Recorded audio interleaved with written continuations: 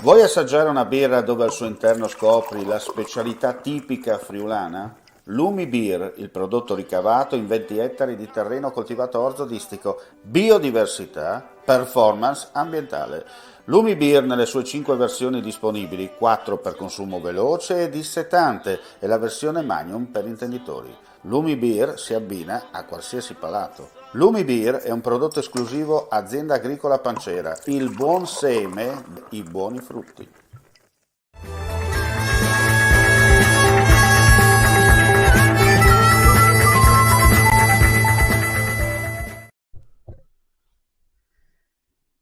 Signor Sindaco, primo giorno d'estate, il turismo è già partito da qualche settimana, però la domanda nasce spontanea, che attira qui a Fondi di Sopra? Ma noi siamo reduci adesso dall'ultimo weekend delle Erbe e devo essere sincero, sono stati due bellissimi weekend, due bellissime feste delle Erbe con molti passaggi e molte persone, stimati circa 16.000 e questo ha fatto sì di avere strutture piene, alberghi pieni, ristoranti pieni e quindi tecnicamente è un avvio molto positivo e siamo stati anche baciati sinceramente da due splendidi weekend di sole. Questo è stato importante. Questo è stato l'avvio. Abbiamo un calendario molto ricco e speriamo di continuare in questa maniera. Ci sono grandi opportunità per i turisti, diciamo così, facendo un bel salto qui a Fondi di Sopra. Sì, assolutamente, anche perché adesso il 2 e il 3 ci vedremo impegnati con il weekend dove ci sarà l'evento Profumo di Resina, dove ci saranno gli scultori del legno, il mercato corredato da un mercato dell'artigianato importante e anche qui registriamo buone prospettive. Soprattutto iniziano ad apprezzare quelle che sono le Dolomiti friulane, quindi un Dolomite diverso, meno frequentato da quelle canoniche classiche, ma molto importante. Speriamo anche che qualche investitore capisca che qui c'è una marginalità esponenziale sia di crescita sia nel settore alberghiero, ma anche nella parte di ristorazione. Senta, è un vecchio detto friulano che dice i best of new pay cops. Dunque, chiaramente vi siete rimboccati le maniche per cercare di migliorare il servizio non solo turistico offerto al visitatore. Sì, noi al di là degli investimenti che abbiamo fatto nell'area sportiva col pattinaggio che abbiamo testato questo inverno passato, adesso si è trasformato in un'area ludica nel periodo estivo. Oltre a migliorare tutte le piste, abbiamo in progetto due piste nuove sul comprensorio del Varmost, oltre anche essere riusciti a rendere praticamente autonomo dal punto di vista dell'allevamento la pista da fondo, ci stiamo muovendo anche nel campo, tra virgolette, di aiuto nei confronti degli albergatori.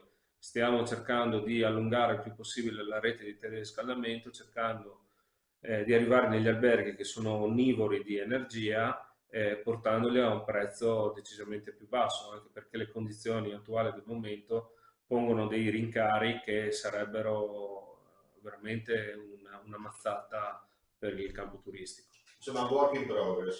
Assolutamente sì, e ne abbiamo tante sia per l'inverno che per l'estate prossima. Abbiamo già la sala polifunzionale che inizieranno i lavori immediatamente, stiamo riqualificando il centro urbano, stiamo potenziando le reti biomasse, nuove piste da sci, ci sarà un fantasy park nuovo, quindi ci stiamo muovendo a 360 gradi. Facciamo il punto della situazione per quanto riguarda la rete di impresa Forni di Sopra e nel territorio del Parco delle Dolomiti. Capiamo un po' quest'estate 2022 cosa potrà portare, soprattutto da questa parte. Ma noi auspichiamo che porti quello che ha portato lo scorso anno, un turismo che ama la montagna, un turismo che apprezza i nostri servizi, le nostre emozioni e la scoperta delle Dolomiti Friulane, un angolino che molto spesso è una scoperta nuova per l'ospite, si fermano purtroppo ai confini col Cadore, non scavallano verso i Friuli, ma quando arrivano non ci lasciano. Eppure il biglietto da visita c'è, no? Ma sicuramente il biglietto da visita, i nostri servizi, le nostre montagne, quello che possiamo offrire di ospitalità e di accoglienza sono gli ingredienti per una vacanza ottimale. Senta, cosa serve secondo lei per incentivare ulteriormente non solo il foresto, ma anche il locale a conoscere il territorio? Serve una comunicazione che comunque la stiamo affrontando sui social, sui media, di una destinazione che è particolare, perché è inutile dire, le Dolomiti iniziano qua, quindi senza Forni di Sopra, in poche parole, le Dolomiti non ci sarebbero. Dobbiamo puntare su questo, far capire che c'è un territorio che li aspetta, un territorio al di fuori della massa, quindi che cura il particolare, che cura l'ospitalità.